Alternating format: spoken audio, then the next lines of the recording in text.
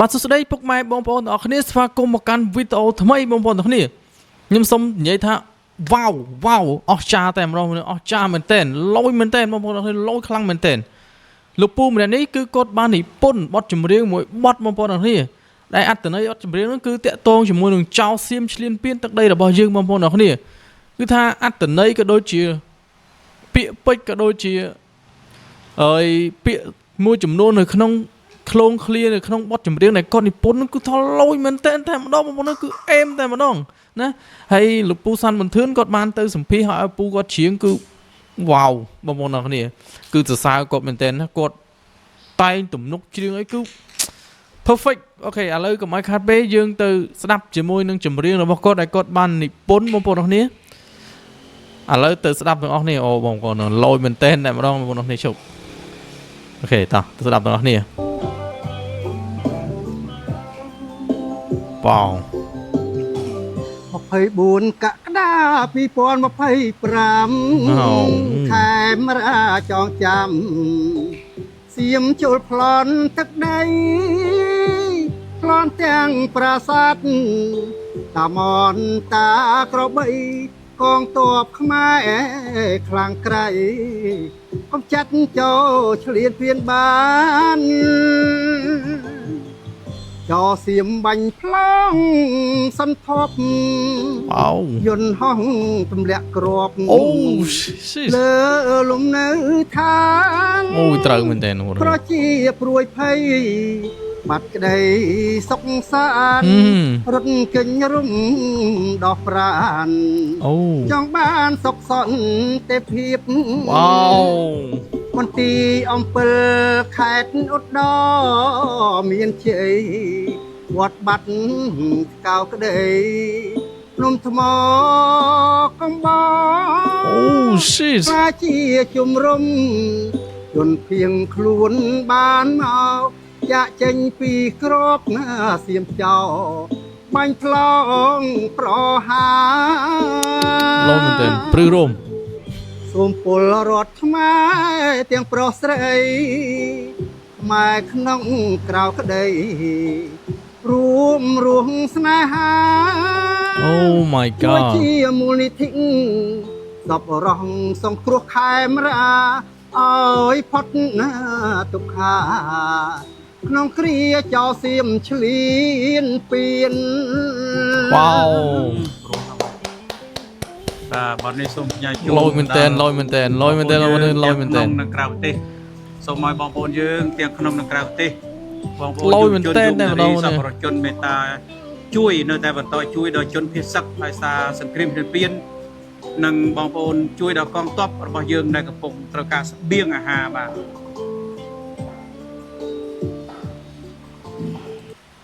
បងប្អូនតែប៉ុណ្្នឹងទេចម្រៀងគេផុសមកតែប៉ុណ្្នឹងទេបងនេះគាត់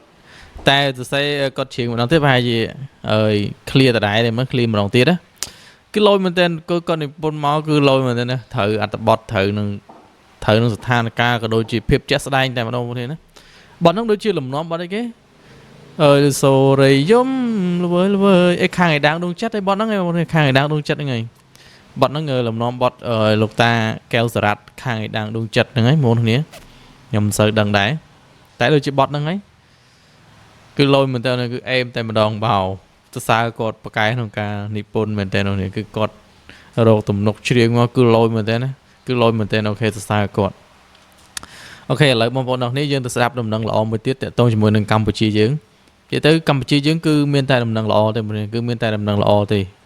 មួយរយៈចុងក្រោយនេះគឺឃើញតែដំណឹងល្អកើតឡើងជាបន្តបន្ទាប់រឿងល្អកើតឡើងជាបន្តបន្ទាប់បងប្អូននេះខុសឲ្យតែពីពួកអាដេរឆានចៅសៀមបងប្អូននេះរឿងអាក្រក់ព្យុះសង្ឃរារំជួយដីសុតដីបាក់ដីគឺ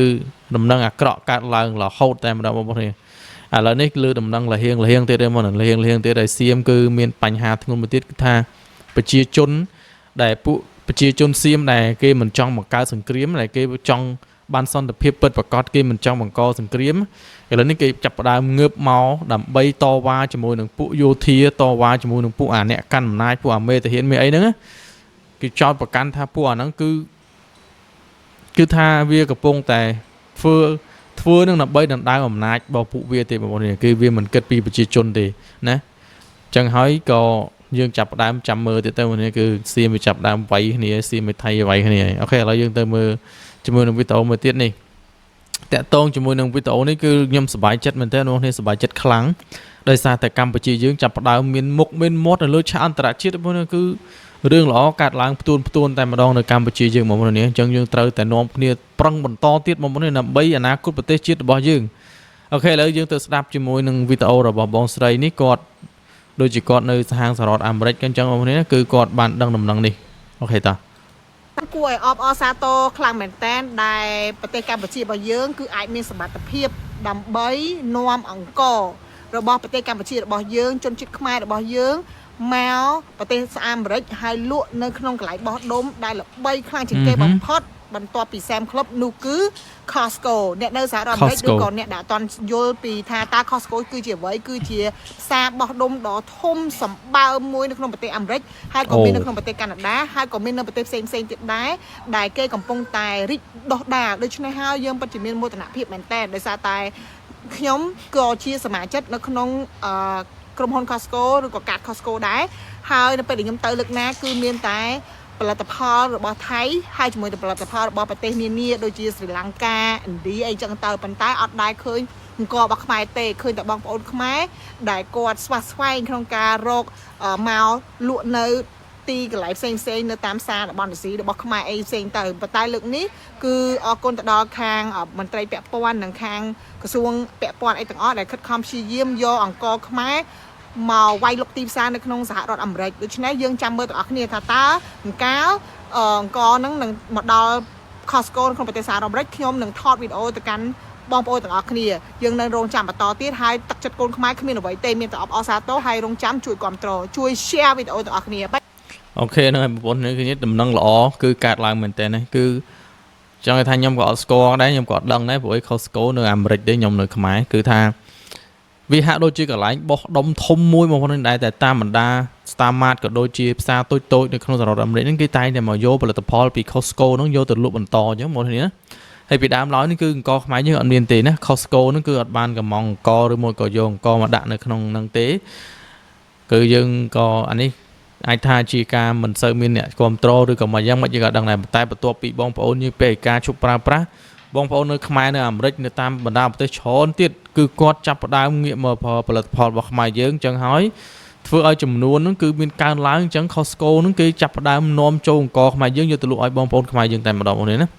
អញ្ចឹងគឺ Costco ហ្នឹងគឺជាកន្លែងបោះដុំធំតែម្ដងនៅសហរដ្ឋអាមេរិកបងប្អូននេះគឺលយមែនតើអញ្ចឹងហើយឃើញការរួបរวมរបស់យើងជាពិសេសបងប្អូនខ្មែរនៅក្រៅប្រទេសខ្ញុំសូមអរគុណមែនតើតែម្ដងអស់ពីដួងចិត្តគឺគាត់ពាក់ឯកាខ្លាំងមែនតើនេះគឺគាត់ពាក់ឯកាណាគាត់ឈប់ប្រើប្រាស់របស់ចៅស៊ីមឲ្យបងប្អូនអរគ្នាពេលនេះគឺខ្ញុំនិយាយម្ដងហើយទៅចឹងរបស់ស៊ីមបងប្អូននេះបើសិនជាបងប្អូនខ្មែរយើងមិនប្រើគឺគ្មានអ្នកប្រើទេនៅខាងសហរដ្ឋអាមេរិកកាណាដាអីហ្នឹងហេតុអីគឺភាគច្រើនតាជនជាតិខ្មែរយើងទេណាអ្នកដែលរស់នៅក្នុងតំបន់អាស៊ីហ្នឹងនៅទៅរស់នៅទៅគេហូបរបស់អាស៊ីទៅណាបើឲ្យពួកអ្នកនៅអាមេរិកពួកអឺរ៉ុបពួកអីពួកជនជាតិអាមេរិកតែហ្មងគេមិនហូបទេបងប្អូននេះគេមិនហូបទេអង្គបងប្អូននេះអង្គខ្មែរអង្គថៃហ្នឹងគេមិនហូបទេណាតែបងប្អូនខ្មែរយើងទេដែលទិញហូបនោះបងប្អូននេះតែឥឡូវនេះគឺគាត់ឈប់ហើយគាត់នាំគ្នាប្រគំទ្រផលិតផលខ្មែរយើងបងប្អូនអរនេះគឺសប្បាយចិត្តមែនតើណាគឺឥឡូវនេះខ្មែរយើងរួបរวมគ្នាគឺខ្ញុំរំភើបតែម្ដងបងប្អូននេះគឺនិយាយដល់កន្លែងចំណុចដែលយើងស្រឡាញ់គ្នាចេះសាមគ្គីគ្នា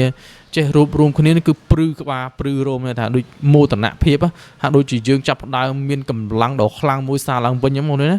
ចាប់ផ្ដើមមានកម្លាំងដ៏ខ្លាំងក្លាមួយមកចូលនៅក្នុងប្រទេសកម្ពុជាយើងម្ដងទៀតគឺខ្ញុំពិតជាសប្បាយចិត្តមែនទែនបងប្អូនអរគ្នាចឹងហើយបងប្អូនខ្មែរនៅក្នុងប្រទេសណាបងប្អូនត្រូវតែរួបរวมគ្នាបងប្អូនអរគ្នាកុំប្រងើយកន្តើយកុំភ្លេចខ្លួនឲ្យសោះយើងត្រូវតែបញ្ឈប់ជាបន្ទាន់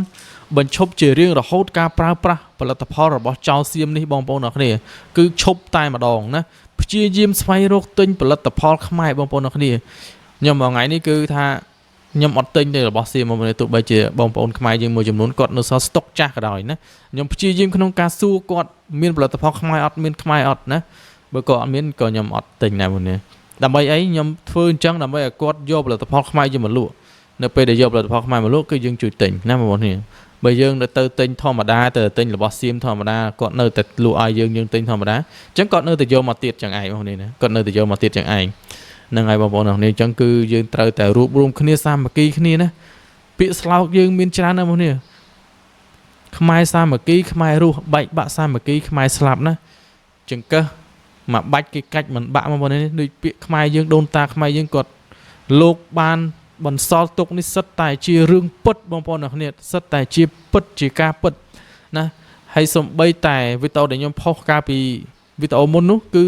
បានបង្ហាញអំពីសិលាចារឹកផ្ទាំងថ្មរបស់យើងនៅលើប្រាសាទចម្លាក់ហ្នឹងគឺគេបានក៏ដូនតារបស់យើងលោកបានឆ្លាក់បានចារពីកំណើតដល់ដេរឆានរបស់ពួកចៅសៀមណាបងប្អូនទាំងនេះណាគឺមានទាំងអស់នៅលើប្រាសាទរបស់យើងណាគឺសិតតែបង្ហាញច្បាស់តែម្ដងណាពីសន្តានអាក្រក់របស់ពួកអាសៀមនេះចឹងហើយបងប្អូននេះត្រូវតែបញ្ឈប់ណាធ្វើម៉េចក៏ដោយយើងត្រូវតែអភិវឌ្ឍប្រទេសយើងត្រូវតែនាំគ្នាកសាងប្រទេសយើងគ្រប់គ្រងផលិតផលខ្មែរយើងឲ្យសេដ្ឋកិច្ចយើងខ្លាំងនៅពេលដែលយើងខ្លាំងយើងអាចគឺនៅពេលដែលយើងខ្លាំងគឺគ្មាននរណាគេមកហ៊ានមើងងាយយើងក៏ដូចជាមកហ៊ានមកគៀបសម្កត់យើងទេនៅពេលដែលយើងខ្លាំងមួយនេះចឹងហើយយើងត្រូវតែរួបរวมគ្នាចាប់ពីពេលនេះតទៅយើងកុំភ្លេចខ្លួនទៀតអីសោះកុំឲ្យនៅពេលដែលទឹកលិចដល់ច្រមុះហើយយើងចាប់ផ្ដើមស្រែកណាយើងត្រូវតែការពារហើយយើងត្រូវតែធ្វើឲ្យខ្លាំងតែម្ដងបងប្អូនទាំងគ្នាអរគុណច្រើនបងប្អូនគ្នាសម្រាប់ការតាមដានទស្សនាវីដេអូរបស់ខ្ញុំជូនពរបងប្អូនទាំងគ្នាសុខភាពល្អជាពិសេសបងប្អូនខ្មែរដែលរស់នៅក្រៅប្រទេសទាំងអស់នៅគ្រប់បណ្ដាប្រទេសទាំងអស់ឲ្យតែជាបងប្អូនខ្មែរឈាមជាខ្មែរជូនពរឲ្យបងប្អូនមានសុខភាពល្អនិងសំណាងល្អរកទទួលទានមានបានសុខភាពល្អជាពិសេសសុខភាពល្អហើយសូមឲ្យបងប្អូនគ្រប់គ្រងបន្តទៅទៀតផលិតផលខ្មែររបស់យើងឲ្យខ្មែរយើងមានមុខមានមាត់មានសេដ្ឋកិច្ចកាន់តែរីកចម្រើនអរគុណជួបខ្ញុំនៅវីដេអូក្រោយទៀតបាយបាយ